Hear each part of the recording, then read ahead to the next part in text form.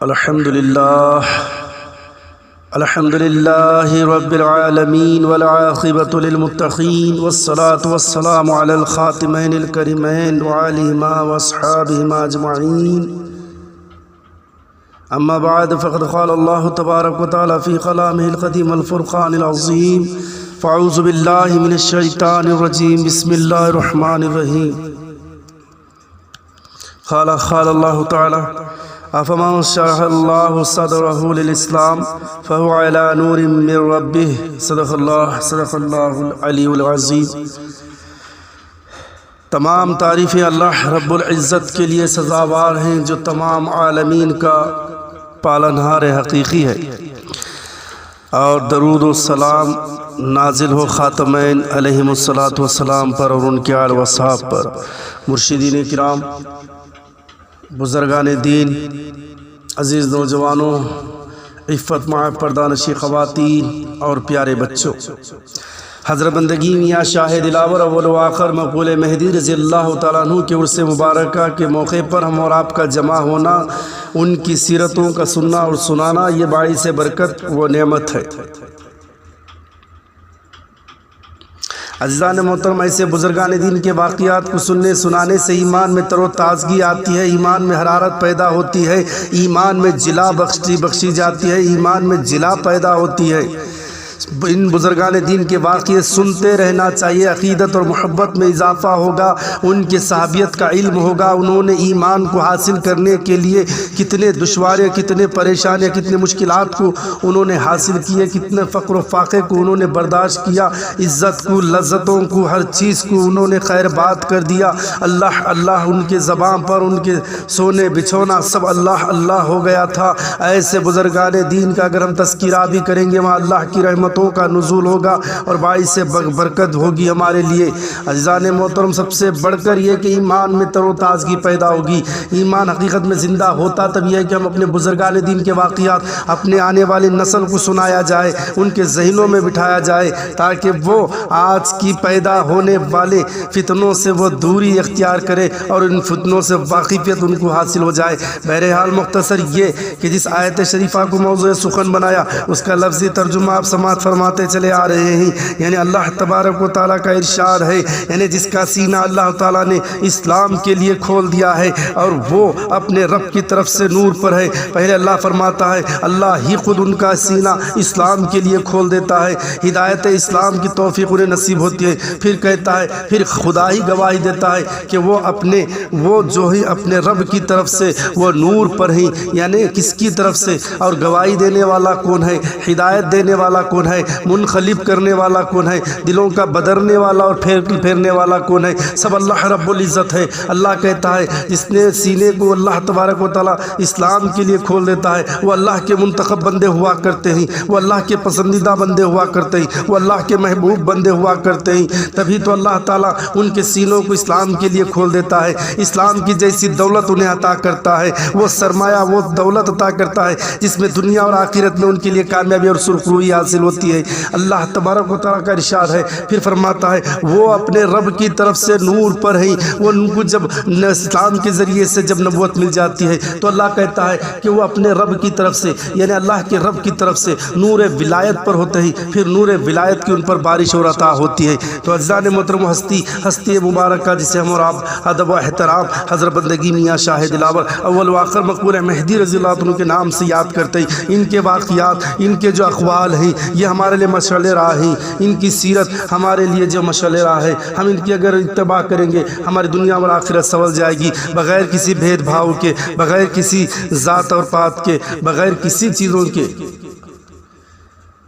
ہم ان کی سیرتوں کو سمجھنے کی کوشش کریں گے تو انشاءاللہ اللہ کا یقیناً ہم پر فضل نازل ہوگا. آئیے میں ایک واقعہ بیان کرتا ہوا چلوں جو بندگی میں شاہ دلاور رضی اللہ عنہ نے جو معاملہ دیکھا، وہ معاملہ کیا تھا، اس معاملے پر آج میں اکتفا کرنے کی کوشش کروں گا.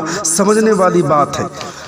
حضرت بندگی میں شاہ دلاور رضی اللہ تعالیٰ عنہ ایک دن معاملہ دیکھا، ایک بہت بڑا اور اونچا پہاڑ ہے اور اس پہاڑ پر حضرت مہدی موعود علیہ السلام اور بندہ یعنی بندگی میاں شاہ دلاور کھڑے ہوئے ہیں اور پہاڑ کے اطراف میں پانی بھرا ہوا ہے اور مہدی موعود علیہ السلام مخاطب ہیں اور فرمایا کہ دیکھو میاں دلاور، یہ تمام عالم طوفان نوح کے مانند غرق ہو رہا ہے، ہوتا ہے۔ اس پانی میں اگر اس پانی میں کوئی شخص فریاد کرے مجھے حق کی طرف کھینچ لو تو تم اس کو کھینچ لو۔ ایک صحابی نے فریاد کر رہے ہیں کہ اے میاں میں مہدی کا مصدق ہوں، اے آقا مجھے رہائی دلائیے۔ پس میں نے ہاتھ پکڑ کر اس کو اوپر کھینچ لیا، پانی میں ڈوبنے سے بچا لیا، دنیا کی محبت میں ڈوبنے سے بچا لیا، اس پانی سے بچا لیا۔ عزیزان محترم، یہاں پر 3 باتیں نقطے ہیں۔ عزیزان محترم، مہدی موعود علیہ السلام کے صدقے اور طفیل سے سمجھنے کی بات ہے، معرفت اور حقانیت کی بات ہے، حق کو تسلیم کرنے والی بات ہے۔ عزیزان محترم، اللہ کے خلیفے مہدی موعود علیہ السلام نے کیا مثال دی، کیا بشارت دی؟ آپ نے کہا یہ جو طوفان ہے یہ کیا ہے؟ عالم طوفان نوح کے مانند ہے۔ جس طرح عالم طوفان نوح جب برپا ہوا تو سارے کی ساری دنیا زمین زبی بوس ہو کر رہ گئی، سب جگہ پانی، اوپر نیچے ہر طرف سے پانی ہی پانی رہ گیا۔ وہی کشتی پر سوار تھے، کون سوار تھے؟ جو اللہ کی وحدانیت کو ماننے والے اور نوح علیہ السلام کی رسالت کو ماننے والے تھے، وہی کشتی پر سوار تھے۔ عزیزان محترم، اللہ نے مثال مہدی موعود علیہ السلام کے ذریعے سے یہاں پر جو تعبیر و معاملہ ہوا ذرا غور و فکر کرنے کی ضرورت ہے۔ جب یہ معاملہ ہوا تو پانی سطح آب ہوتا ہوا جا رہا تھا اور نوح علیہ السلام کا خود بیٹا جو ہے آپ کی نبوت اور رسالت کا انکار کر رہا تھا، وہ کشتی کے قریب آ گیا تھا۔ آپ نے تو کہہ دیا کہ بیٹے اللہ کی وحدانیت پر ایمان لا لے، تو اس پانی سے بھی بچ جائے گا، اس دنیا کی ہلاکت سے بھی بچ جائے گا اور آخرت کی ہلاکت کی اور رسوائی سے ہی بچ جائے گا۔ مگر اس کے مقدر میں ایمان نہیں تھا۔ اللہ تبارک و تعالیٰ نے ایک نہر کا ایک جھٹکا ایسا مارا کہ کہیں وہ دور جا گرا۔ تو عزیزان محترم، یہاں پر اللہ نے بتا دیا کہ وہ حقیقی وارث نہیں ہو سکتا۔ جو پیغمبر کے بیٹے ہو جانے سے اسے کوئی فضیلت نہیں مل جاتی، پیغمبر کے بیٹے ہو جانے سے اسے کوئی شرف حاصل نہیں ہو جاتا، بلکہ شرط یہ ہے کہ اس پیغمبر پر ایمان لائے، شرط یہ ہے کہ اللہ کی وحدانیت پر ایمان لائے، اس کی رسالت پر ایمان لائے، تبھی اس کو وراثت کا حق حاصل ہوتا ہے، اس کے بغیر اسے وہ حاصل نہیں ہوتا۔ یہاں پر بات یہ بھی سمجھا دی گئی، اور وہی لوگ ہدایت یافتہ ہوں گے جن کو اللہ تعالیٰ چن لیتا ہے۔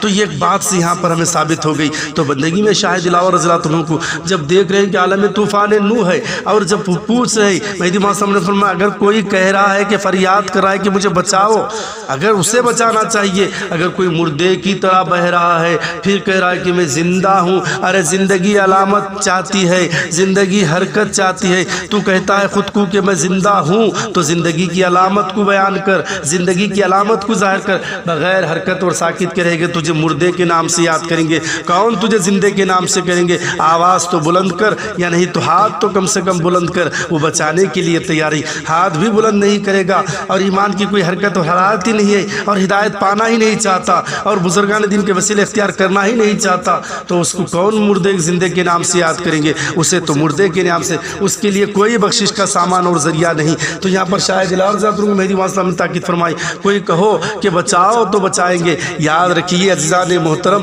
اس بات کو سمجھنے چاہیے کہ انتظامیہ کو ہم دیکھتے ہیں جب آگ لگتی ہے یا جب کوئی سیلاب آ جاتا ہے، پہلے انتظامیہ جو ہوتے ہیں، اراکین انتظامیہ ہوتے ہیں، پہلے کن کو بچاتے ہیں؟ جو حرکت کہتا ہے اور کہتا ہے کہ مجھے بچاؤ، میں زندہ ہوں، کوئی ہاتھ بلند کرتا ہے تو لوگ کہیں گے ارے چھوڑو وہ تو مر گئے ہیں، پہلے جو حرکت اور چیخ رہا ہے پہلے اسے بچاؤ۔ تو وہ بھی جو انتظامیہ ہوتے ہیں، وہ بھی جو بچانے والے ہیں کہ نظام جو قائم کرتے ہیں، وہ پہلے ان لوگوں کو بچاتے ہیں جو حرکت کرتے ہیں، ان لوگوں کو نہیں جو پڑے ہوئے لاشوں کی طرح، ان کو نہ دنیا میں بھی نہ آخرت میں بھی ہے۔ اسی طریقے سے بندگی میں شاہ دلاور کو مہدی موعود علیہ السلام نے فرمایا جو حرکت کرتے مجھے حق کی طرف کھینچو، اس دنیا کی دندلوں سے مجھے بچا لیجئے، تو بزرگان دین یقیناً بچا لیں گے۔ اگر یہ کہے کہ نہیں میں اللہ ہی مجھے بچائے گا، بغیر مردے کی طرح بہتے جا رہے ہیں اور کہہ رہے ہیں کہ میں زندہ ہوں، اللہ بھی کہتا ہے کہ وسیلے کو پکارو، آواز دو، جیسا کہ اللہ کے نبی نے فرمایا تم میں سے اگر کسی کا جانور جنگل میں بھاگ جائے